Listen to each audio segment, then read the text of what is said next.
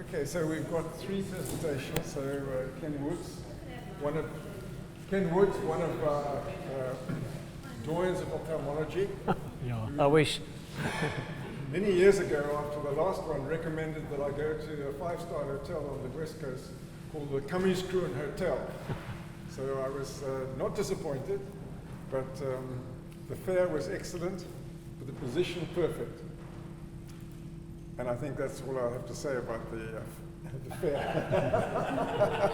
Okay. But anybody else I can recommend, the Cummings Cruin Hotel is next to the West Coast flowers, so it's worth actually visiting. It was a wonderful experience. Okay. So without further ado, Ken. Okay. And I'll turn the lights on.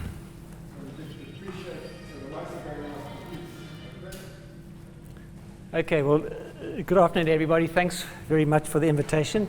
When Jake spoke to me, he said, well, won't you do a talk and just show some of your nice photographs? And I thought about this for a moment, for a while, and I've been a keen photographer for many, many years and spent a great many pleasurable hours in the outdoors and with nature.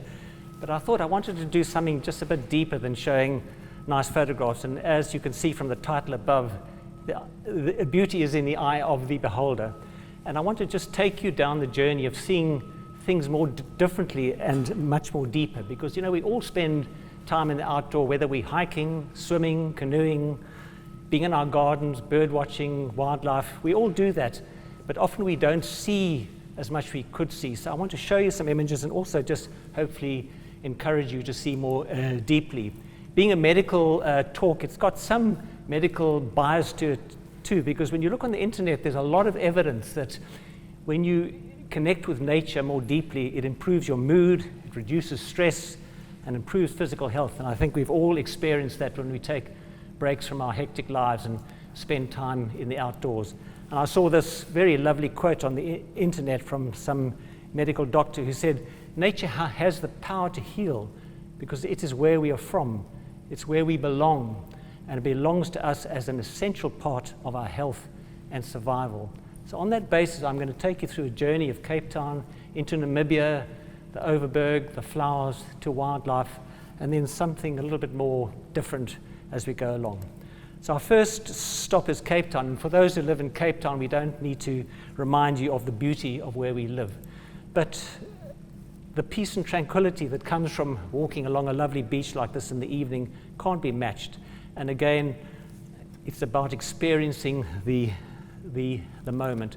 And these are the iconic photographs taken from Bloberg.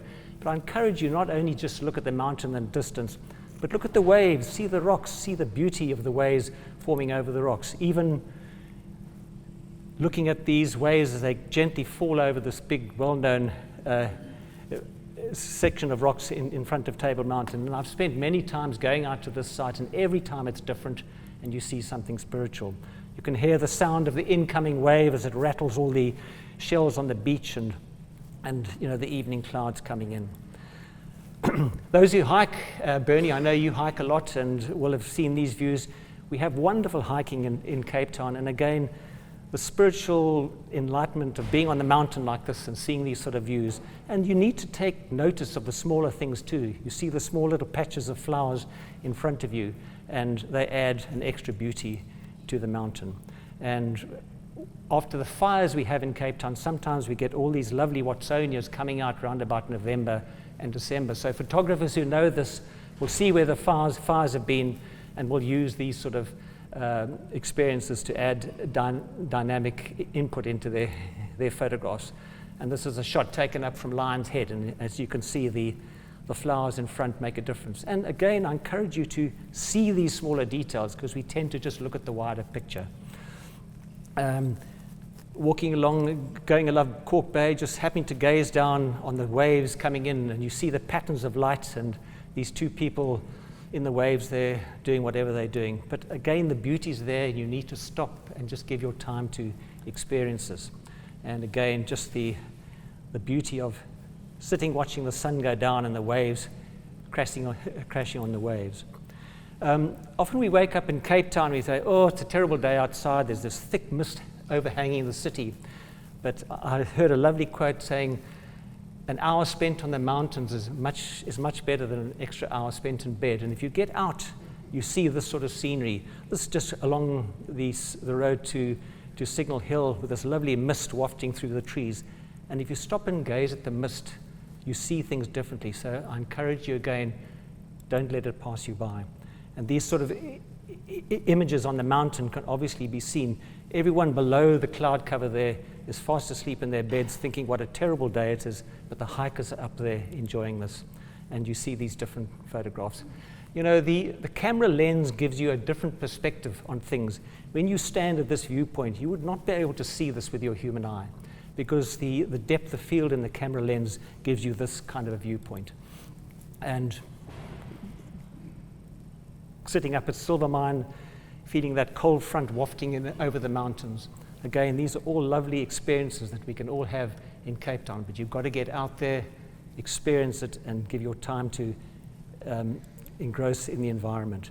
Even these kite surfers, they're out surfing their kites, but they're experiencing the outdoors. They're not there just because they want to go kite surfing. They're also out there experiencing the sea, the lovely clouds in the mountains. So Cape Town gives us a lot of this kind of thing.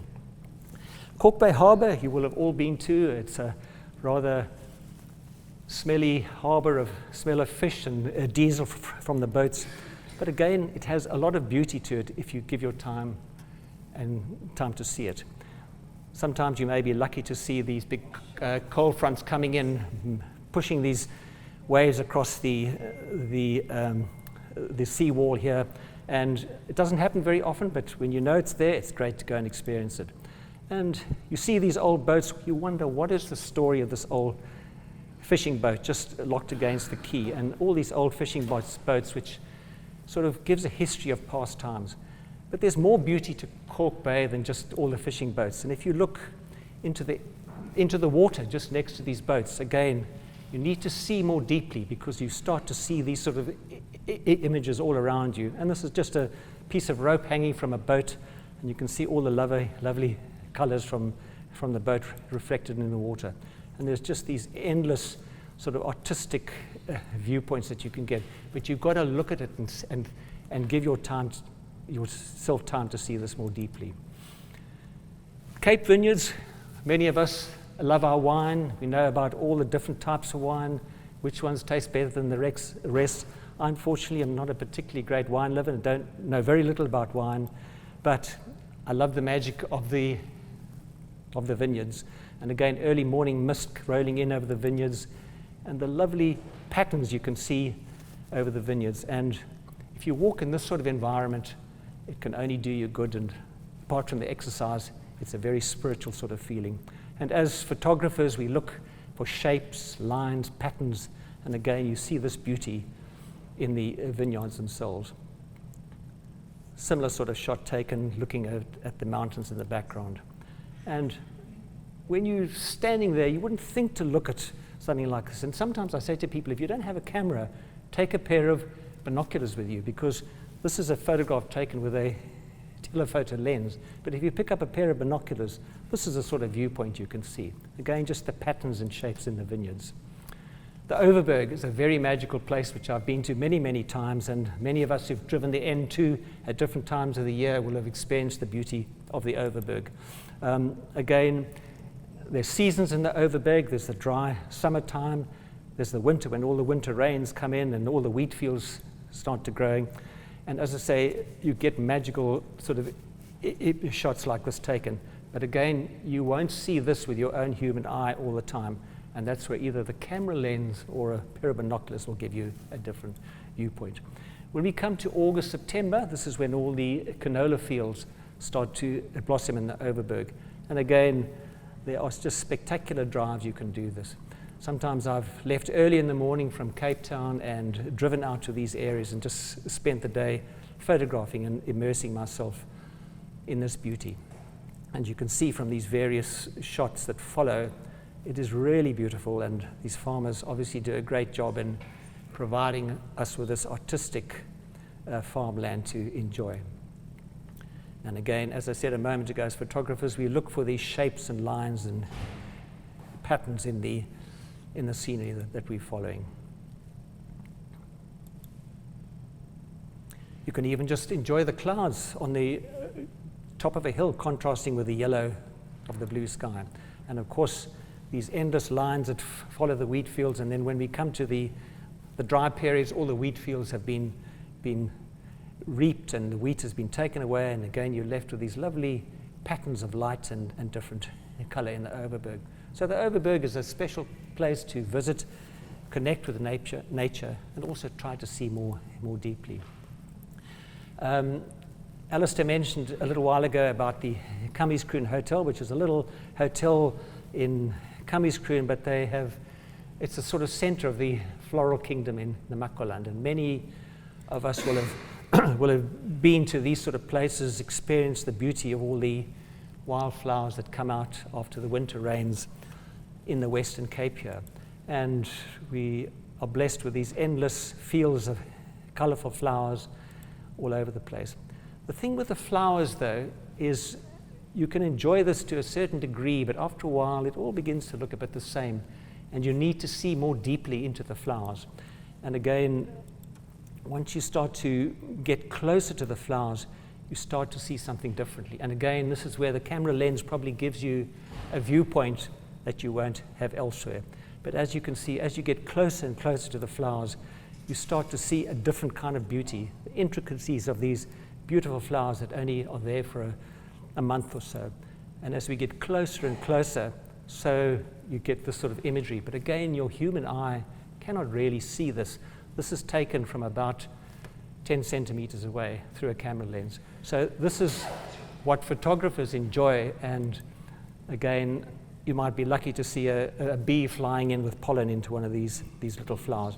But again, this is the sort of thing, it's like when you go fishing, or you catch that fish, or you hit that golf ball and you get a hole in one. For us photographers, this sort of thing is a hole in one, because it's part of your hobby, and apart from that, it's just fun to do. And again, you see the lovely blends of the color. But I've noticed some people who go to see the flowers, they just drive around in their cars, they look out, oh, this is so pretty. But you've got to stop and just experience the color and the different patterns of light that you may see amongst these flowers. And as you can see, these barbanellas all growing here with the lovely yellows in the background.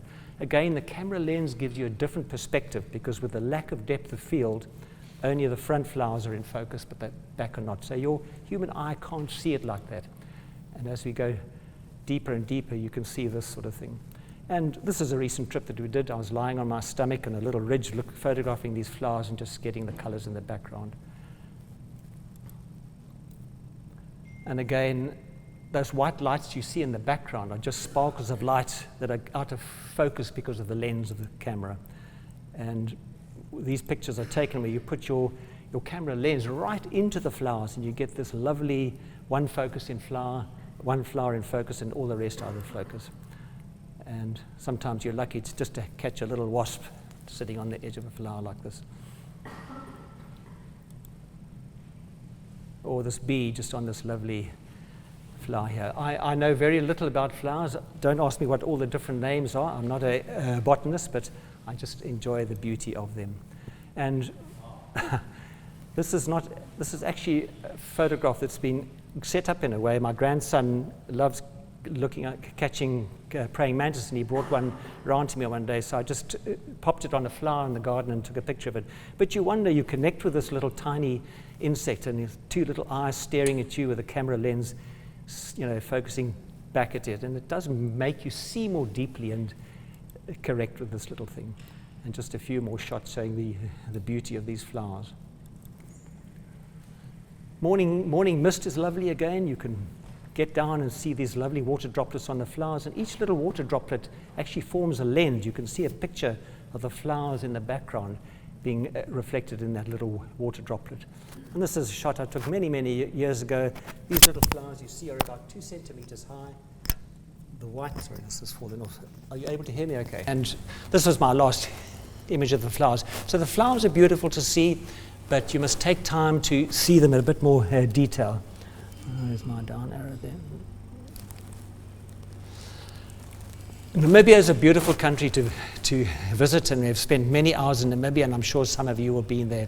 And to be in the Namibian deserts, again, it's a lovely place to experience the outdoors and the beauty of the Namibian deserts.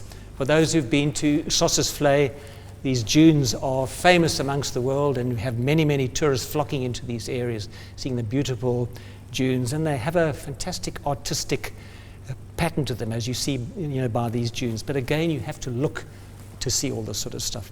And these are some of the tallest dunes in the world, and a few of you might have actually climbed these. And when you go into the dead flay and you look at these old trees here, you wonder how long have they been there?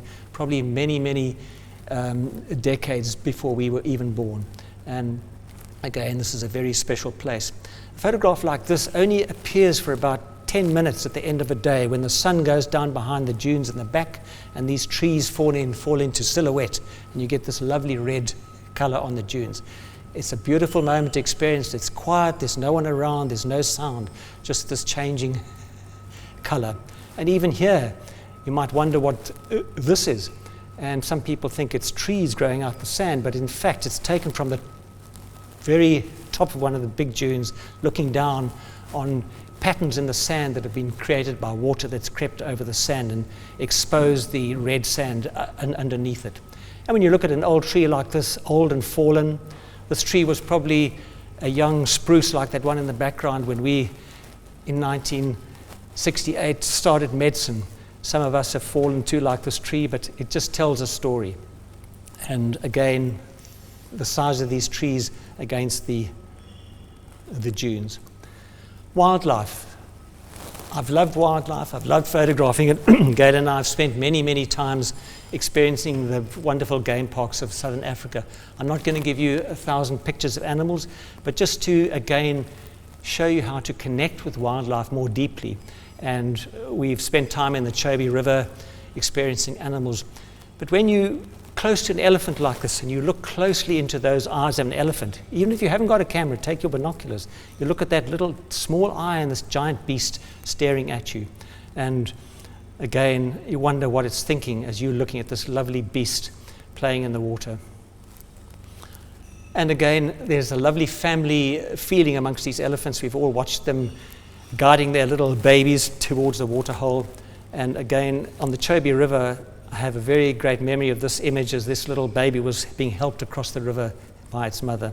And then you see it crying for help from the mother, and you can just sense a lovely peace within this wildlife image. And again, just reaching up to the mother's trunk for security. Of course, elephants love to play, and when you see them in water, especially in places like Etosha, where they come down to the waterholes in summer, they will put on quite a show for you. Lions, we all love to see lions, but again, you've got to see them deeply, and this lion's looking deeply at me as I'm looking deeply into his eyes. And you experience the raw power of these animals when you get close to them, especially if you can experience them at this sort of distance. And apparently at shoulder height, these beasts are 1.2 meters high, so they are massive. But again, those eyes just seeing you through. We were very lucky to see this little white lion one day, but again, you see the tenderness of the mother, even though these lionesses can be vicious in the way they kill buffalo, etc., etc. And the elusive leopard, again, just that eye seeking past the grasses in the bush, and the beauty of the leopard in the evening draped over the tree, and the classical shot that all photographers like to get of leopards.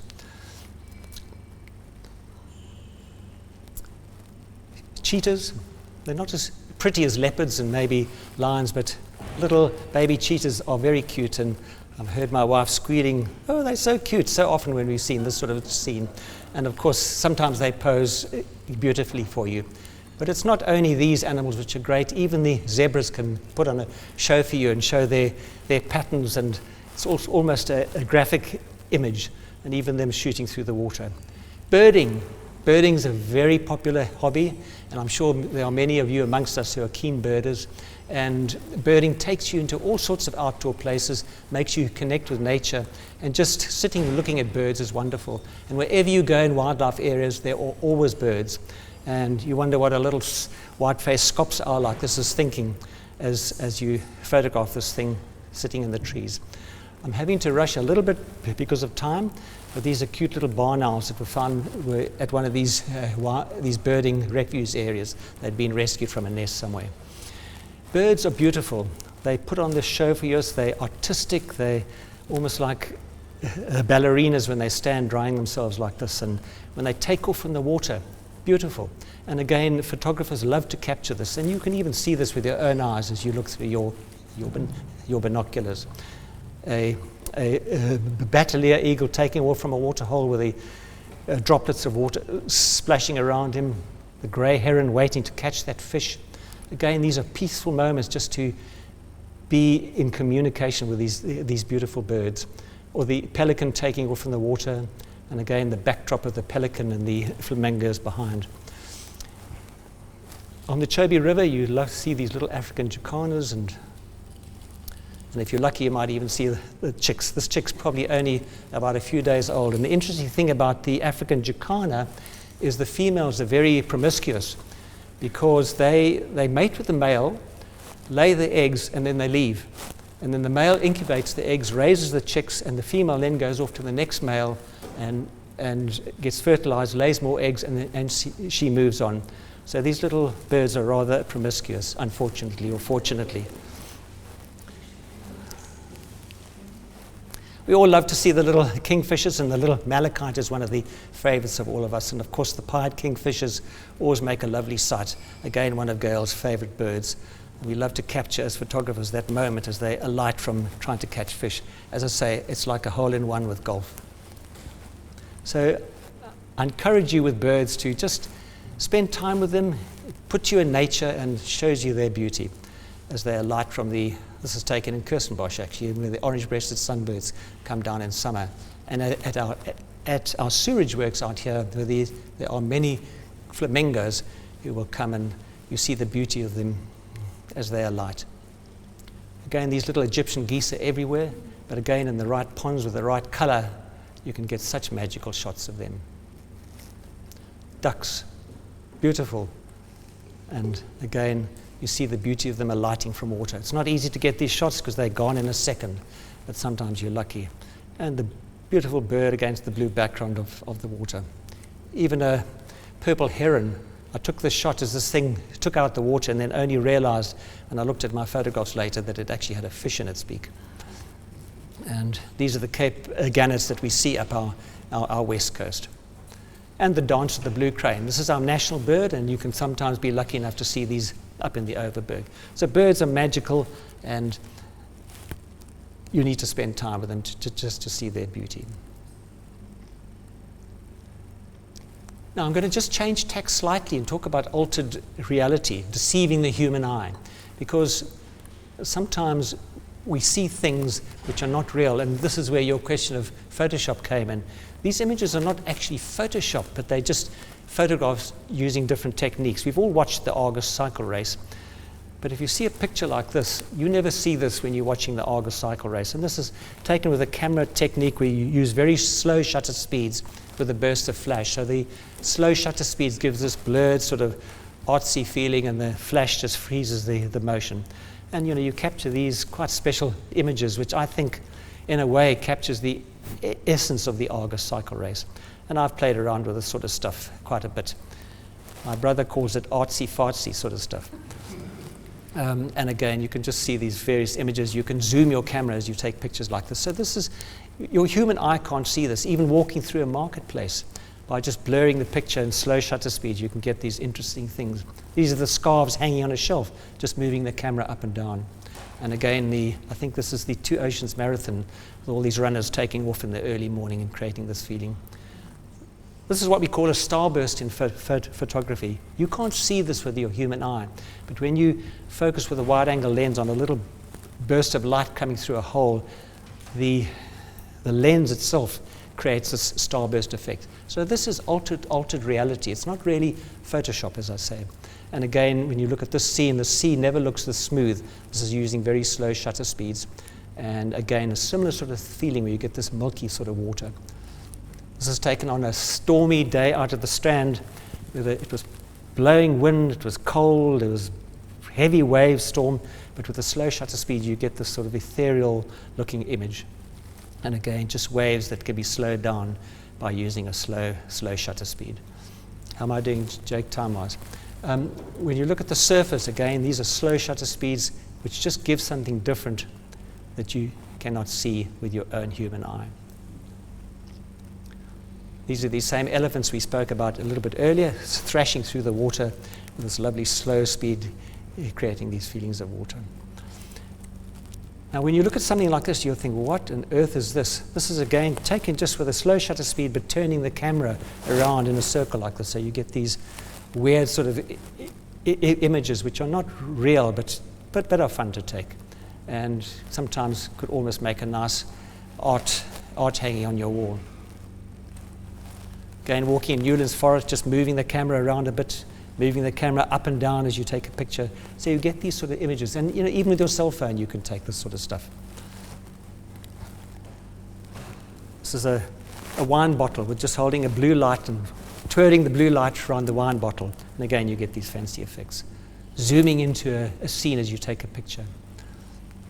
Macro photography. This is a different genre of photography where you get special macro lenses which enable you to focus very, very closely, and you can start to get images like this. These are raindrops falling on just an edge of a chair, and a burst of flash has frozen them. A piece of plastic with lovely light shining through it. Little stones at your feet in the middle of a river, middle of a flower, the back of a leaf. It all has its beauty, and that's why I say you need to see more deeply into your nature and when you're outdoor, because you will start to see things differently. An old rusty car, but again, rust itself can be very beautiful and get all sorts of different patterns and images, and you will only see this if you take the time to think about it and look more deeply. Again, water droplets in the early morning. This was at a garden center with just water dripping down one of their stands there. We love spider webs, and in the early morning dew you get these lines of what look like pearls just in front of your view. But again, you need to look carefully for them.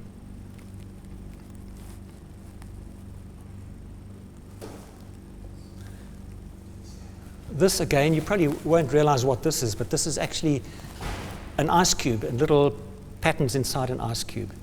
And again, this is just these different patterns that you can find in your own houses and gardens. Using some incense sticks in my garage, taking pictures of some ornaments with incense sticks in the background. And I'm nearly finished. The night sky.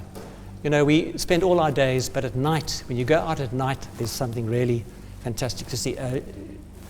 And if you go out at night to the Milky Way, you need to be in very dark areas to see the beauty of the Milky Way. And it is something special. We were photographing from about 8 in the evening until 2 o'clock in the morning. And again, these are the sort of shots that you can take. So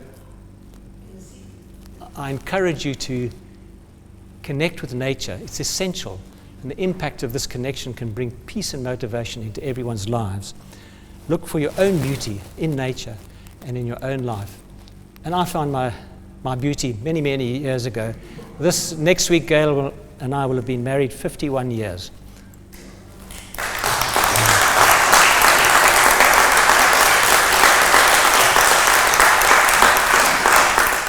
There are certain things that are instilled in our DNA.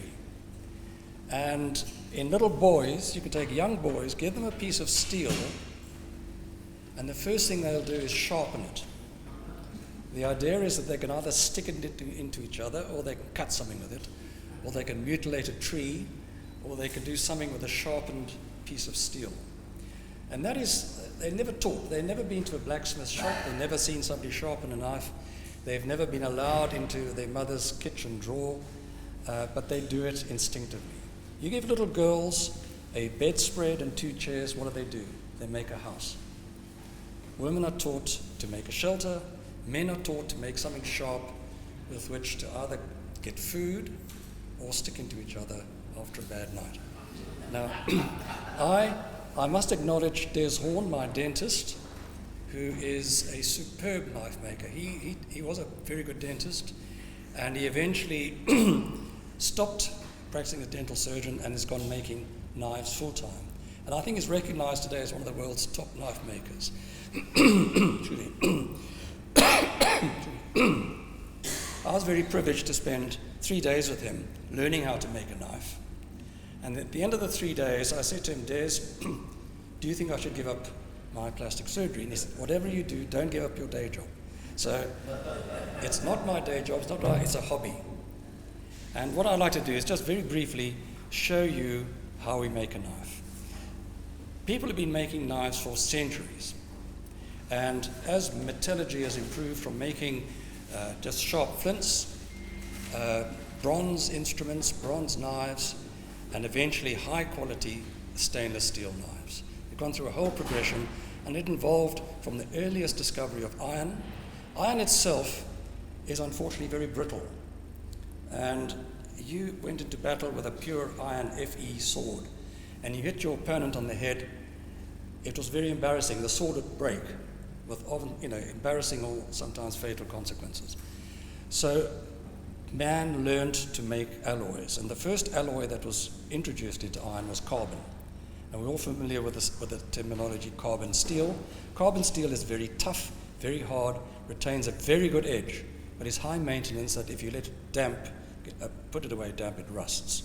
And we're all familiar with our grandparents' old carving knives, those lovely old sets in those sort of blue Walker and Hall packages, that if you didn't dry them properly, they rusted. And it took a lot of work to get them nice and clean again. Stainless steel is a new invention, relatively new. It was discovered by adding chromium. Chromium is the component that stops steel from rusting, provided it's up to and more than 11%. It must be 11% and more. All right, I want to show you how I make a knife. Let's see where we go. We go enter. Yeah. Shall I put that on? Yeah. I think he's taken it. No, he's taken it. Oh, is this the mic? No, he's taken. Hello? Hello? That's your mic.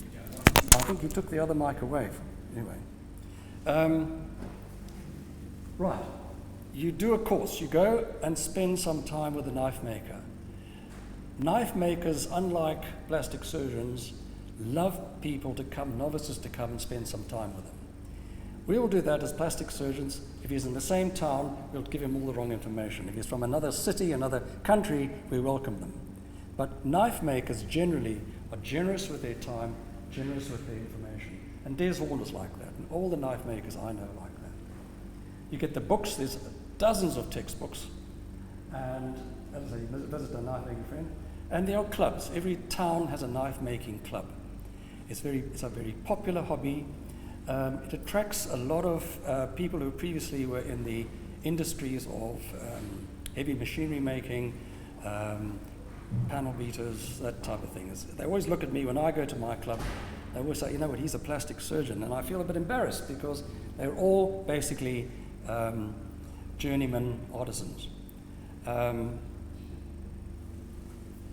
Let's see, let me get this right. Sorry. Right. You need a certain amount of equipment. My first knife I made in my garage on an upside-down Makita 4-inch belt sander.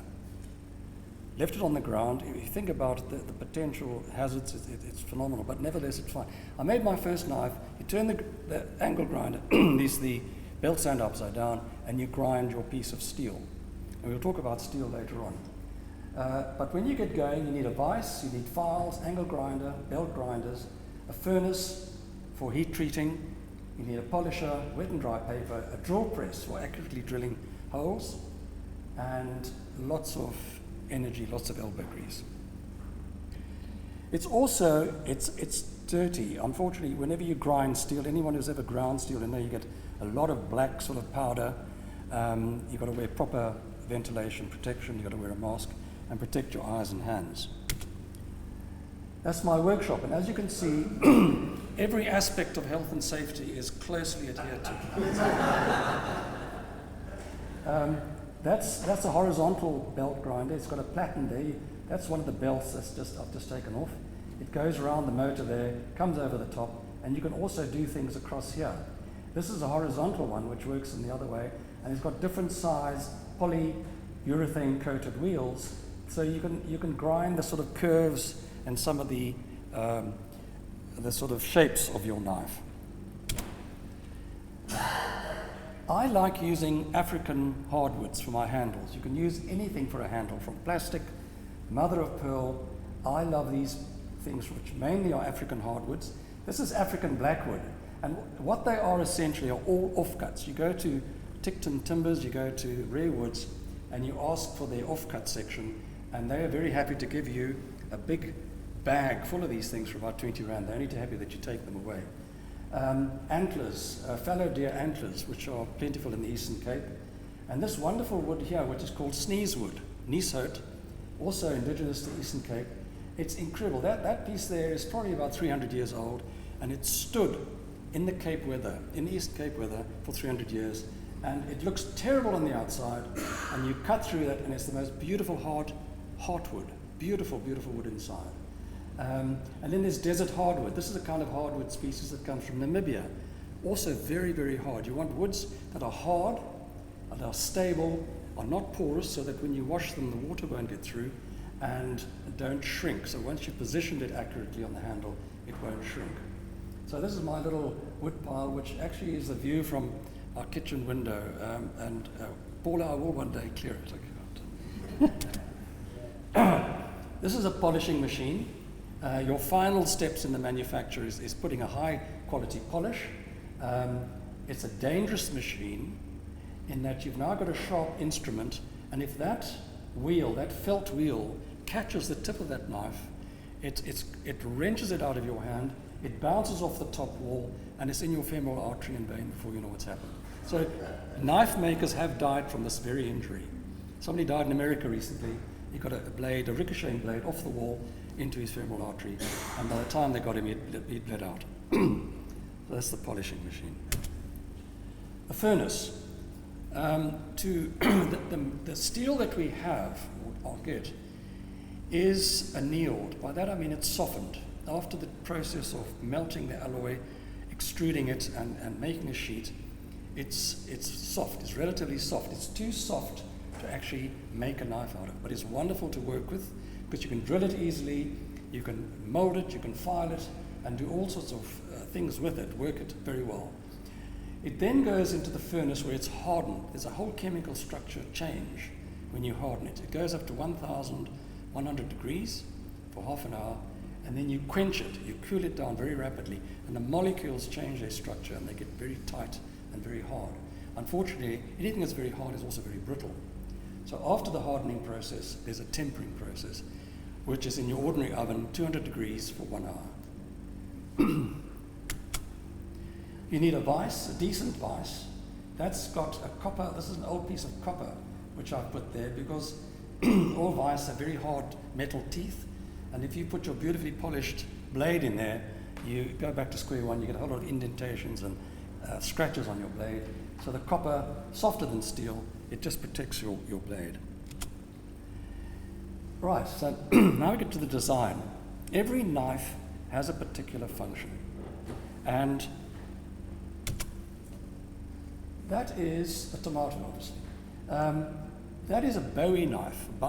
Jim Bowie was a Texan knife maker in Texas, and the Mexicans, when they were fighting the Mexicans, had a short dagger, and you know, in close combat, these Mexicans were actually damaging the Texans. So Jim Bowie, in typical American fashion, got down on his drawing board, and he designed this knife, which I'm not exactly, the blade is about that long. And that knife is made for only one function. It's not peeling tomatoes. That knife is made for sticking into people, and it's a very, very effective way of combat in a man-to-man situation. That's a little paring knife. That's a little domestic paring knife, and that you would use every day in your kitchen for peeling a tomato, slicing a tomato, carrots, you know, whatever else, your vegetables. But so every knife, the function dictates the form. On the title of my talk, they talk about smithing, blade smithing. There's a difference between a knife smith and a knife maker. A knife smith is somebody who has a forge, a large thing of charcoal with a blast of hot air in it, and it gets to very high temperatures, and you put your steel, which may be anything. You can can be old ball bearings, it can be old Chev springs, it can be anything you've retrieved from a metal scrap heap. And you put it into that forge, you get it nice and malleable, and you beat it with a hammer. A typical blacksmith you see in a darkened room, it's darkened because he knows, he can see the color of the steel, because steel has to be a specific color before you can do things there. And that's why all the smith shops are quite dark.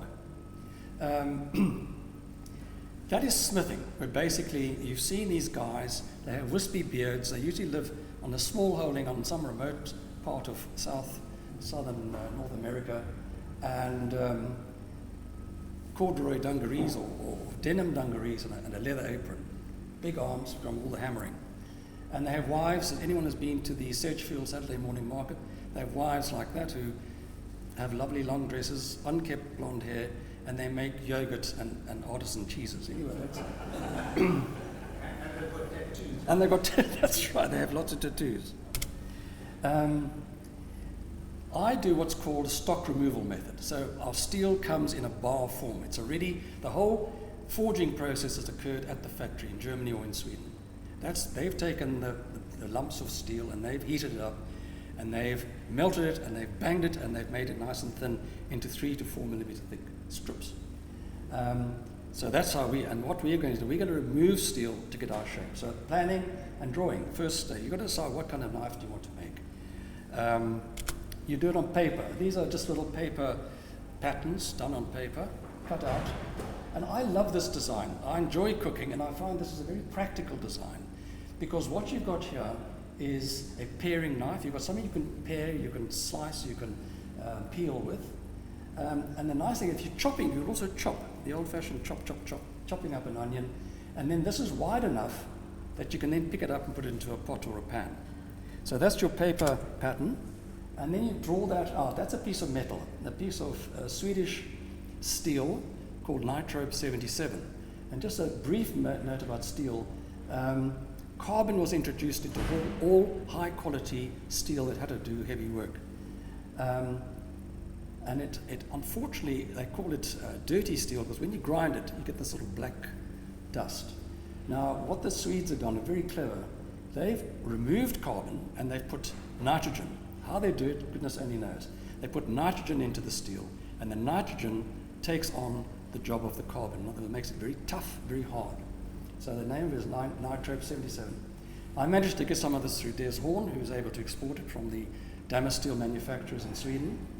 And then they stopped making it for a very simple reason. This is such fantastic steel that most of the steels that we use as knife makers are designed for the meat processing industry. Blades in emulsifiers that make polony and sausage and what have you, and have to cut a lot of meat and tough sinews and stuff like that. Nitrobe, Damas Steel said to their people that make the blades, would you try some of the steel? And they did. And they came back to the manufacturers, Damas Steel, and they said, can we ask you to do something? Please, we don't want any of that steel. We want the same steel that we've been using. This takes, they only have to sharpen it every 3 or 4 years. The previous steel, guys from the factory go and they sharpen everything every year. And it's a bit like ink in printers. You know, they don't make their money out of the initial thing. They make it out of servicing the industry. So we can't get this anymore. And it is the most fantastic steel. And that's now, the metal has been cut out. That's been cut out. And just a quick explanation. These holes, this is pre-hardening. These holes here allow one to pin the bolster onto the handle. This is going to be the handle area, obviously. And there's 3 rivet holes there that are going to hold the handle. These holes here lighten the steel. You don't need all that. You don't have that doesn't need to be solid. And what it does, it gives you a lovely balance. So when you're working with a knife, it must be beautifully balanced. The fulcrum must be at the bolster. So you hold it with your finger, that knife must be nice and comfortable and balanced like that. We do this pre-hardening because once you've hardened the metal, you can't drill it. You've got to use special tungsten drills, and they're very expensive. And that's the knife when it's finished. That's got an African blackwood handle. It's got 2 brass rivets, and it's got a brass bolster. And that bolster is got 2 millimeter rivets that have been pushed through and then peened. You're all familiar with that little funny hammer that's got one end that's got a flat surface and the other end's got a round surface. That's called a peen. That's called a ball peen hammer. And you peen it very much like a riveter in the shipyard. You bang that, and it actually enlarges the end of the rivet, so it fills the hole. So that when you've ground that and cleaned it up and sanded it and polished it, you can't actually see that that's held by rivets. This is called a santuko. It's a Japanese design, and it's without doubt my favorite knife. Steel selection, there's a vast quantity of steels. What Des Horn said to me, which actually bears a lot of sense, don't waste, your most expensive commodity is time. You're going to spend as much time on a cheap piece of steel as you're on an expensive piece of steel. Rather use good quality steel, because the actual time you spend is going to be the same. So my mates at the knife club, they've got ball bearings from helicopter rotors, they've got ball bearings from ships, they've got these great big things like this, which have to be heated and beaten and everything like fantastic steel, but it's not stainless steel, it's high carbon steel. So rather high technology, powder metallurgy steel. Again, just to mention powder metallurgy, when you make an alloy, the guy in the furnace just chucks a whole lot of different things in, the steel, the iron, the chromium, the magnesium, molybdenum, all these different components that make up high quality steel. It's melted and then it's extruded, but it has a fairly coarse crystalline structure. Now what they do with the new quality steels is they powderize each component the texture of talcum powder. You then can homogenize that, heat it up and melt it, and you get a much, much fine granular structure. So that's a little bit about, so you don't need to worry about. That's how I get my steel. It's these rather rusty strips of steel, and they come from either from Germany, Austria, or from Sweden. Sweden, I must say, is making the best steel. Now this is something else. This is Damascus steel. You're all familiar with the term Damascus steel. Why Damascus steel? What happened? The early sword makers knew that they had carbon steel, which was very, very hard and very strong, would cut through things, but it was a bit brittle. So when you went into battle, and I say if you hit a guy on his helmet and your sword broke, it was embarrassing. So what they did, they found steels that weren't as hard but were flexible. You could take a piece of the steel, bend it like that, and it wouldn't snap. And they made a sandwich, very much like bread in a packet. They made a sandwich of all these two steels, heated them up, and then banged them together, and the molecules fuse. They don't melt together like an alloy. They actually get very, very closely adherent to each other. You cannot separate them. And I've made these two, and what I've used in between these, we get old saw blades. We just go to sawmills and we say, we want some of your old, and they just give you this pile of horrible looking metal, and you cut them up with a guillotine, and you pack them together in a little box. And we put sheets of nickel. That lighter color there is nickel plate from the printing industry. And these are typical tricks of knife making. You don't spend a lot of money, you go and get all the refuse from the various things. So metal from the photogravure industry, when they print a photograph, they have these very fine sheets of nickel, little holes in it, and the ink goes across and it comes through at certain places. So those pale areas are nickel, the dark areas are one steel, and the lighter grey areas are another steel. And you bring out this pattern by immersing it in ferrous chloride that etches the metal, and it gives this very decorative pattern.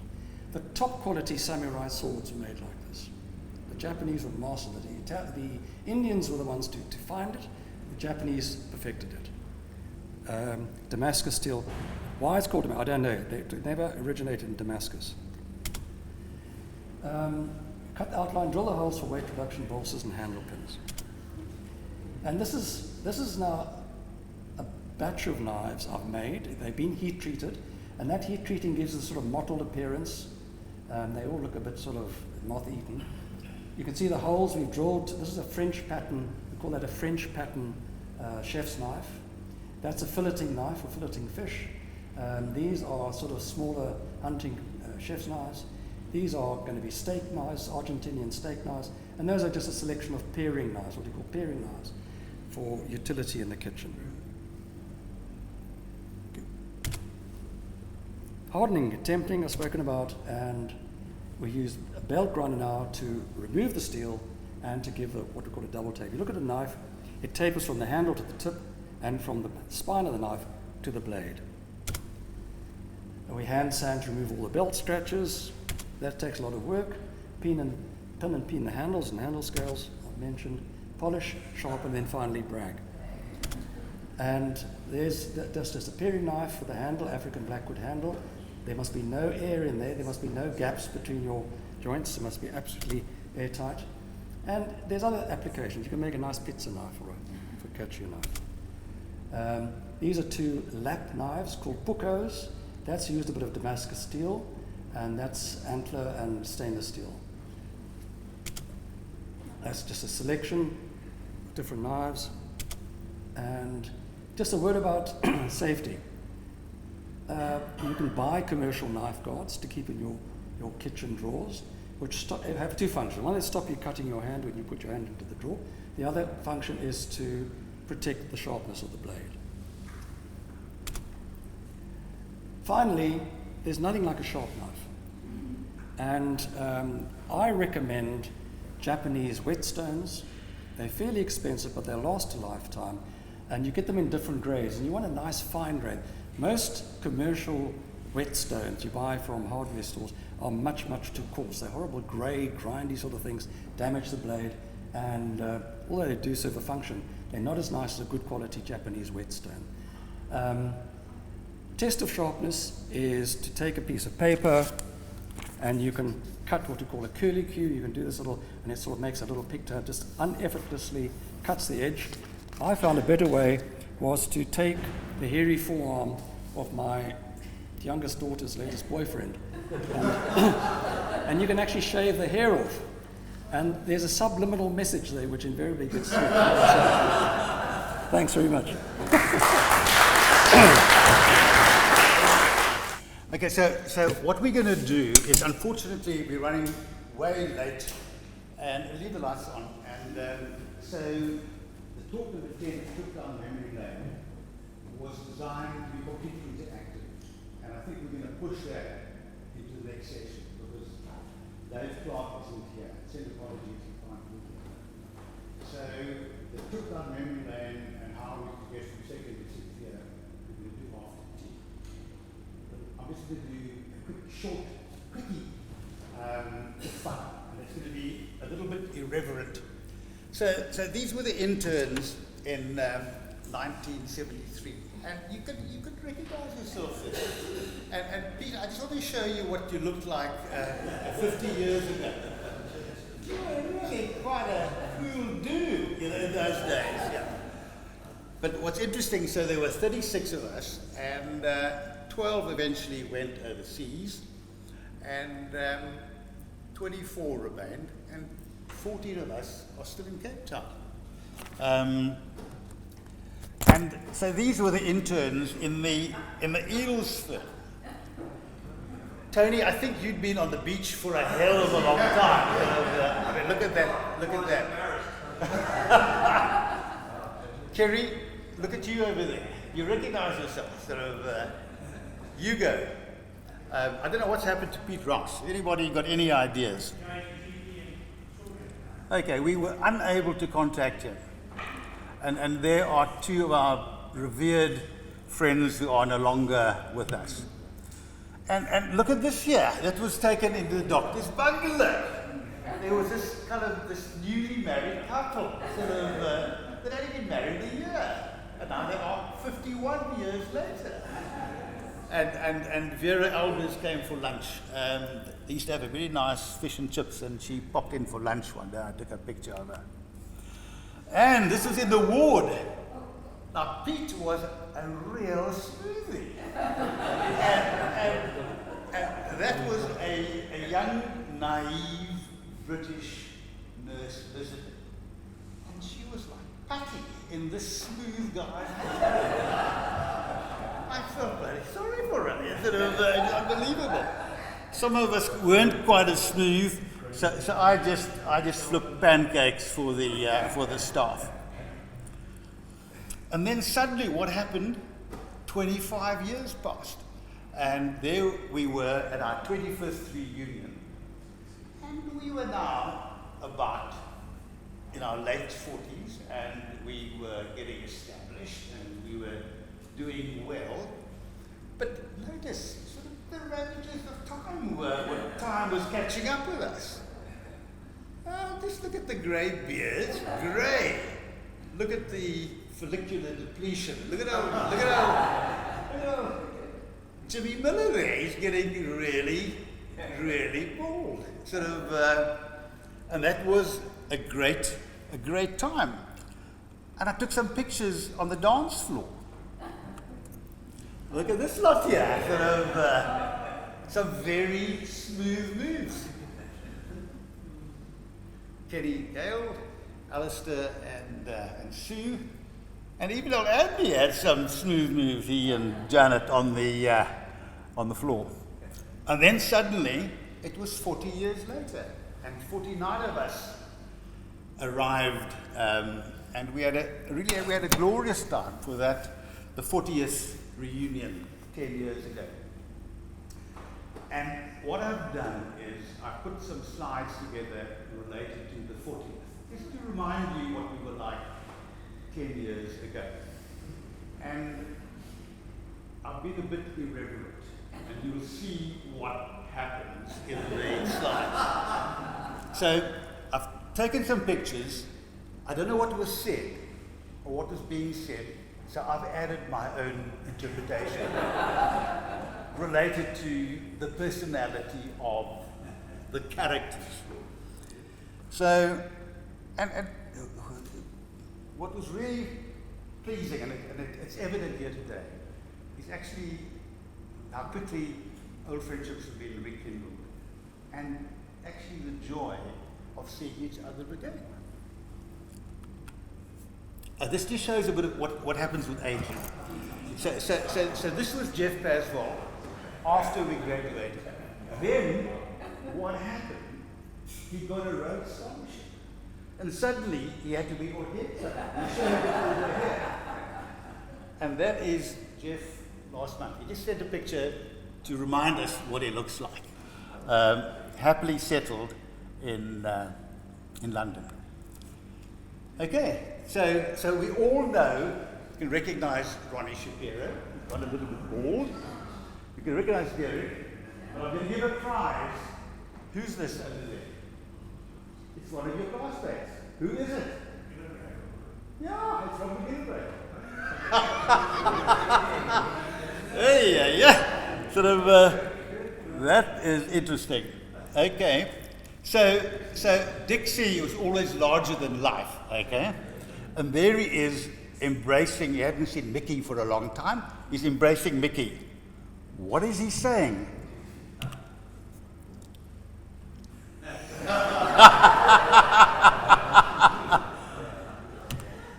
So there are 4 guys, okay? 2 of them are in the audience. Okay, so what are they saying?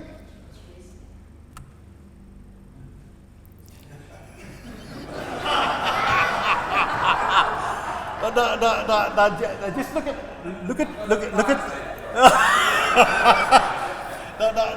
at the expression on Pete's face. So he's obviously heard what Andy is saying. So what is Pete actually thinking?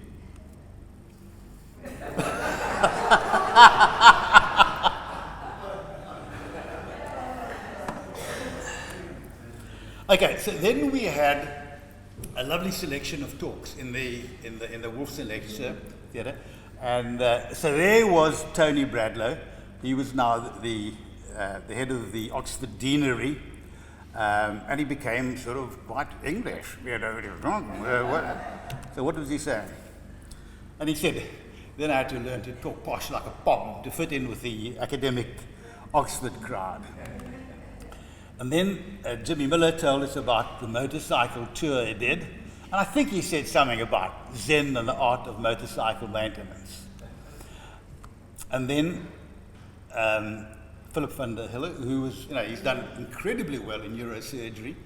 And he gave a lovely talk on, he was the consultant in the making of the movie Munro. Munro is about a brilliant British neurosurgeon and he was the advisor to it, and he told us about how he made that mini-series.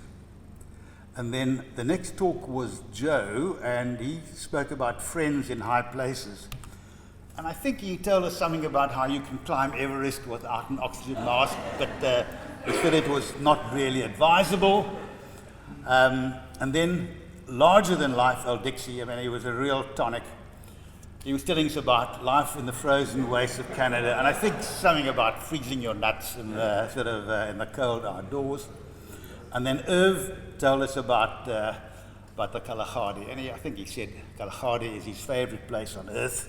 And then in the afternoon, Bernie chaired that session, and I think he managed to get a word in about Botox and liposuction. And then Jamie told us about how he and Biddy traveled from Cape Town to the Azores, and I think he said you need a compass and you need a good wife, sort of a deckhand, to sail to the Azores. And then Ken gave another one of his beautiful, no, it was actually the next one was Pete Wynn. He was working as a GP on Norfolk Island, and he was talking about the laid-back lifestyle in Norfolk. And then Ken gave another photographic odyssey, beautiful slides, and I think it was in Botswana that time, Ken.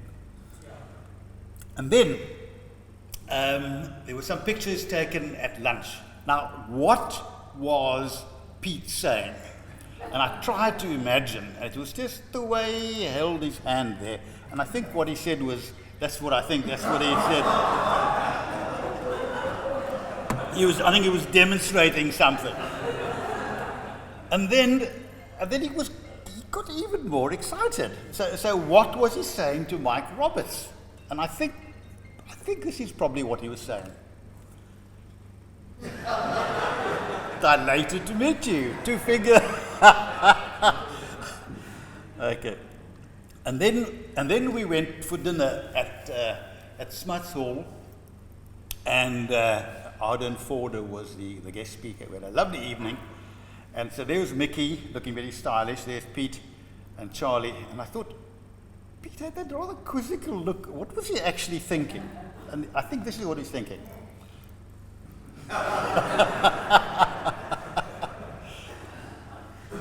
And then there was Alistair. What was Alistair? Did you see that thing there? Sort of the wave?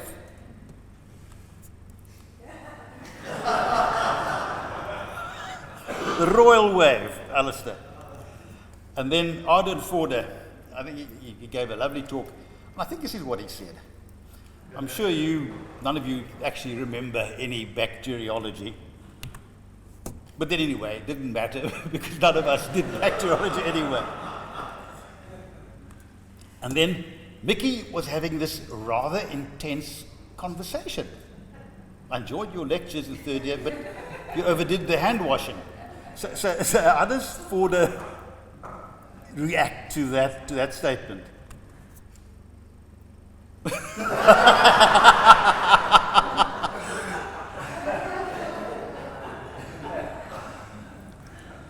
So this slide, I think Irv took this picture, and Arden is having so I saw him last week. He's 93, and he's as sharp as a tack, and he's great. And he's having hysterical laughter. He said something to me and to Pete. So what did he say?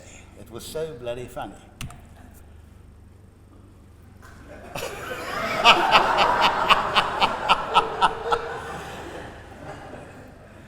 Anyway, so at the conclusion of that, we said, let's meet again in 2022 for a 50th class reunion. That collage of pictures shows we had a lovely time, and that's why we're here today. Thank you.